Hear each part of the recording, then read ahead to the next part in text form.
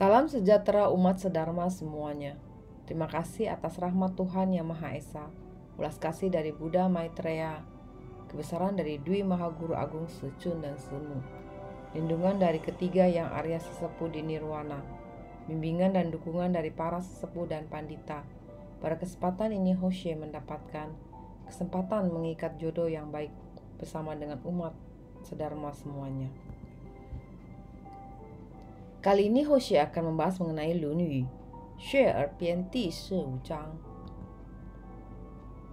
第15章，自公曰：病而无餐，富而无教，何如？子曰：客曰：无为若病而乐，富而好礼子也。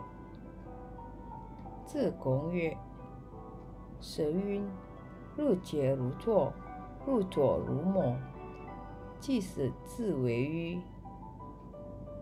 子曰：既曰，是格与颜色一一，告主王耳，自来之。Di sini Hoshe akan mengartikan dalam bahasa Indonesia bab ke-15 ini. 第15章，自公曰：病而无餐，富而无教，何如？Cikong bertanya, bagaimana menurut guru? Orang yang miskin namun tidak suka memuji, orang yang kaya namun tidak tinggi hati. Zu yue, ke yue, wei ruo bin er le, fu er hao li zi ye. Kata Confucius, baik, namun belum sebanding dengan orang yang miskin namun tetap penuh sukacita, atau orang yang kaya namun tetap terhormat.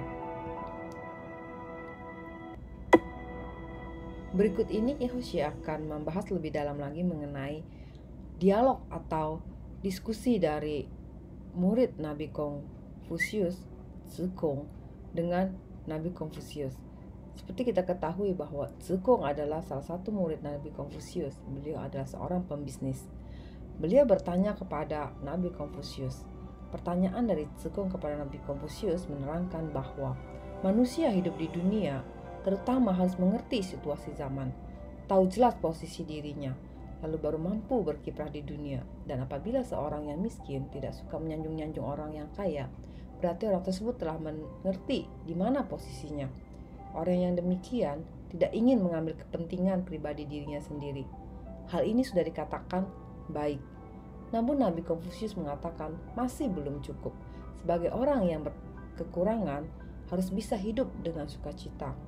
Sukacita di sini berarti merasa berterima kasih atau bersyukur atas apa yang telah dimilikinya.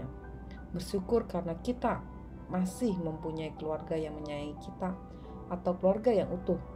Hal inilah yang harus kita syukuri. Seperti kita ketahui juga, Nabi Confucius mempunyai banyak sekali murid. Salah satunya adalah Yuan Hui. Yuan Hui adalah salah satu murid Confucius yang beliau adalah murid Confucius yang berhasil mencapai tingkat Nabi.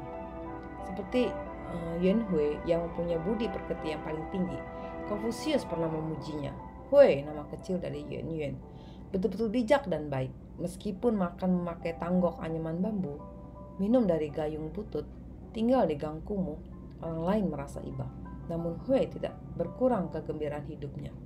Hui betul-betul bijak dan baik. Karena Nabi Confucius sering memuji Yuan, hal ini membuat murid beliau yang bernama Zilu penasaran. Lalu dia mengambil sebatang emas dan dengan dibubuhkan tulisan, Tuhan menganugerahkan Yuan Hui sebatang emas. Diletakkannya di muka pintu untuk mencoba kebaikannya. Pagi-pagi Yuan Hui ketika membuka pintu dan melihat emas itu, membubuhkan tulisan di baliknya. Kekayaan yang tidak jelas asalnya tidak akan membuat kaya orang yang bernasib miskin. Diletakkan kembali ke tempat asalnya. Sejak itu Zilu tidak lagi merasa penasaran. Dari cerita ini kita dapat belajar bahwa apabila kita dalam keadaan miskin ataupun kesulitan, kita tidak boleh mengambil keuntungan atau kekayaan yang tidak jelas asalnya. Karena orang terhormat tidak akan mengupayakan kekayaan serta status lewat cara-cara yang tidak jujur. Sebaliknya, Kita harus belajar dari Yuan Hui yang meskipun dalam keadaan miskin, tapi dapat membina Tao atau hati nurani dengan penuh kegembiraan, serta sifat yang bersih dan mulia. Sedangkan orang kaya namun tetap terhormat, yaitu ia tidak akan menjadi sombong akan apa yang dimilikinya, tidak akan melakukan perbuatan dengan merendahkan orang lain. Sebaliknya, melakukan kebajikan dengan menolong orang-orang yang kesusahan dan mengamalkan kebajikan dengan moralitas, tidak akan bertindak sewena-wena, merendahkan orang lain, mengambil keuntungan dari orang lain. Tidak akan melakukan hal demikian, melainkan banyak melakukan perbuatan kebajikan dengan melaksanakan moralitas. Konfusius juga pernah berkata, kekayaan dan posisi diinginkan semua orang, namun kita lebih memilih tidak memilikinya. Jika untuk memperolehnya, kita harus menggunakan cara-cara yang tidak jujur. Tidak seorang pun ingin miskin atau susah. Namun orang terhormat tak akan menggunakan cara-cara tidak jujur untuk melarikan diri dari kemiskinan atau kesusahan. Mana mungkin orang yang tidak bermoral disebut terhormat. Orang yang terhormat tak akan pernah lupa mengamalkan kebajikan serta moralitas. Bab berikutnya, Zi Gong Yue, Se Yun, Ru Jie Ru Zuo, Ru Zuo Ru Mo, Ji Si Zi Wei Yu. Kata Zigong, dalam kitab suci tertulis bahwa batu giok perlu terus dipahat sebelum dipoles hingga mengkilat. Bukankah itu maksudnya? Jadi Zigong bertanya kepada Nabi Konfusius kembali bahwa seseorang yang ingin melakukan pembinaan diri itu kan seperti batu giok yang harus terus dipahat. Terus dipahat berarti orang yang harus terus melatih dirinya sendiri agar bisa menjadi mengkilat. Mengkilat itu cemerlang itu mengerti dasar dari seorang pembina diri. Jadi makna dari kitab suci seperti batu giok yang terus dipahat dan dipoles sampai mengkilat, yaitu apabila seorang yang ingin mencari jati diri atau hati nuraninya, atau seorang yang melakukan pembinaan diri, tidak boleh hanya terpaku kepada semua yang berbentuk atau hanya yang mengutamakan bentuk, tidak memperhatikan isi. Ini sama halnya dengan memperhatikan pembinaan intern, bukan hanya melakukan pembinaan ekstern kita.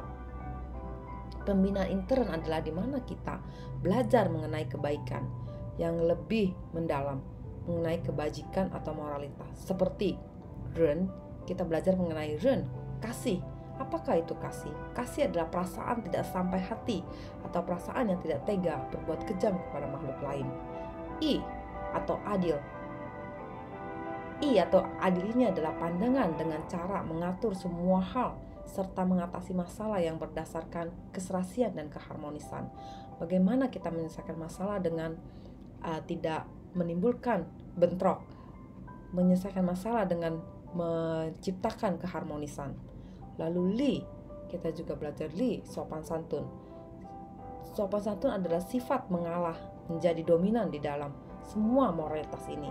Jadi semua yang kita lakukan itu berdasarkan dengan kesopan santunan.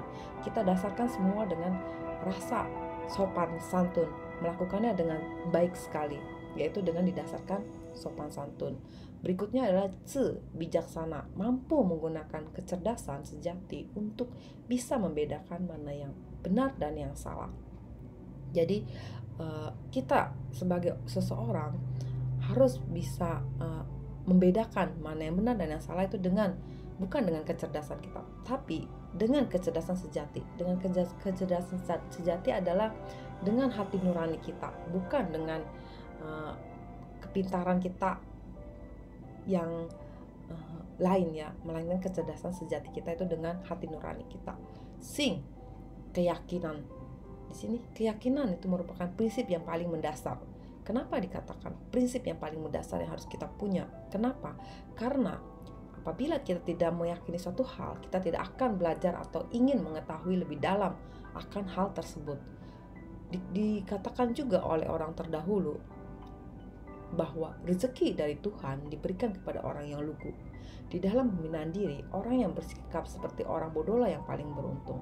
Orang yang pandai bersilat lidah dan berpikiran ruwet yang paling rugi. Kenapa dikatakan demikian? Karena orang yang melakukan perbuatan kebajikan terkadang tidak memikirkan dampak atau apa yang akan didapatkan, timbal balik apa yang akan didapatkan oleh orang tersebut atau oleh saya yang melakukannya. Tapi kalau orang yang banyak berpikir, yang berpikiran ruwet, pasti berpikir apa yang akan saya dapatkan setelah saya melakukan hal ini. Jadi berpikir terlalu banyak. Lalu orang yang pandai bersilat lidah, dia terlebih dahulu mendiskusikan apa yang akan dikerjakan, apa yang dampak-dampak semua yang dapat terjadi apabila melakukan hal demikian. Tetapi kalau orang yang melakukan pembinaan dengan lugu, itu terkadang hati nurani mengatakan kamu harus melakukan karena ini adalah hal yang baik, tanpa berpikir dua kali. Asalkan ini perbuatan baik, langsung melakukan. Inilah yang namakan orang yang lugu menjalankan hal kebaikan tanpa berpikir apa keuntungan untuk orang tersebut, dan rezeki akan diberikan kepada orang tersebut oleh Tuhan. Karena dalam pembinaan diri yang diutamakan adalah jasa sesungguhnya dan kebaikan yang sejati. Penampilan luar tidak diutamakan, diutamakan upaya sesungguhnya, bukan polesan dari luar. Maka itu semua yang tampak di luar tidak dibutuhkan oleh seorang pembina diri. Terkadang kita sibuk dengan apa yang orang lihat dari diri kita. Kita sibuk dengan bagaimana kita bisa mengekspresikan diri kita lebih baik dengan tampak luar ini. Kita sibuk untuk menjadi orang yang lebih baik dengan tampak luar ini. Jadi tidak memperhatikan isi. Kita tidak memperhatikan isi. Terkadang kita sekarang ini sibuk dengan hal-hal yang demikian. Lalu seperti apa yang dikatakan Taoisme, seseorang yang berbudi luhur tidak keluar dari rumah, tapi tahu peristiwa dunia, tidak terpaku oleh fenomena, baru mampu menemukan Tao. Makin kita mengutamakan bentuk luarnya, makin sedikit yang kita ketahui isinya. Oleh karena itu, orang yang suci meskipun tidak keluar dari kediamannya, tapi banyak yang diketahuinya. Tidak menyaksikan, namun paham, seakan tidak berbuat apa-apa, tapi berhasil. Yang dimaksud dengan orang suci tidak keluar dari kediamannya bukan berarti tidak keluar rumah sama sekali, melainkan tidak selalu mengikuti perkembangan zaman. Orang suci tidak selalu mengikuti perkembangan zaman, mengikuti tren zaman sekarang. Orang suci walaupun tidak mengikuti perkembangan zaman, tetapi mengerti dengan apa yang sebenarnya terjadi di dunia ini dan memahami apa yang akan terjadi, seakan tidak berbuat apa-apa, tapi mengerti dan berhasil. Ini dikarenakan orang suci tidak terlalu mementingkan hal-hal yang di luar, tetapi mementingkan hal-hal pembinaan di dalam. Hal apakah yang harus dipelajari atau hal apakah yang harus diperhatikan oleh seorang suci dalam pembinaan diri, yaitu yang dikatakan sebelumnya, kita harus mempelajari tentang apa yang dinamakan moralitas, apa yang dinamakan dengan kebajikan. Kita belajar mengenai ren ili zixing. Ini merupakan suatu dasar, pondasi seorang pembina. Hal-hal yang penting inilah yang harus sering kita poles, yang sering harus kita ulang dan ulang, kita pahat di dalam diri kita. Diskusi berikutnya, 子曰季曰色可以颜色一一告主王二自来之. Confucius menjawab, oh Qi, nama julukan dari Zigong. Sekarang kita siap mendiskusikan kitab suci karena kamu telah dapat menafsirkan atau memahami masa sekarang menurut masa lampau, yang mempunyai makna bahwa setelah kita mengerti dasar dari pembinaan diri, kita bisa membahas lebih dalam lagi mengenai kitab suci, yang membahas lebih dalam mengenai pembinaan diri. Setelah kita mengetahui posisi kita di mana, apakah kita seorang yang kekurangan, kita tidak boleh melakukan hal-hal yang tidak baik, seperti menyanjung-nyanjung orang kaya hanya untuk kepentingan pribadi kita dengan tujuan kita, atau orang yang berkelebihan, yang mempunyai banyak harta tapi tidak boleh semena-mena terhadap orang lain, melainkan banyak melakukan kebajikan dan moralitas. Inilah yang dinamakan kaya yang terhormat. Di sini kita sebagai seorang pembina harus benar-benar tulus mengerjakan kebajikan tanpa berpikir pamrih apa yang akan kita dapatkan setelah kita melakukan kebajikan, tanpa berpikir hal demikian, merubah yang buruk atau sifat-sifat jelek dari diri kita, merubah yang buruk dari diri kita sampai tujuan yang ingin kita capai, yaitu kebebasan atau tidak terikat, terbebas dari apa yang tidak kekal. Kali ini Hosea berbagi dengan umat sedharma semuanya sampai di sini. Semoga dharma ini bisa bermanfaat untuk kita semua. Bila ada perkataan yang salah, mohon pengampunan dari Tuhan Yang Maha Esa. Bimbingan dari Pandita, semoga Tuhan selalu memberkati kita semua. Semoga semua makhluk berbahagia. Terima kasih.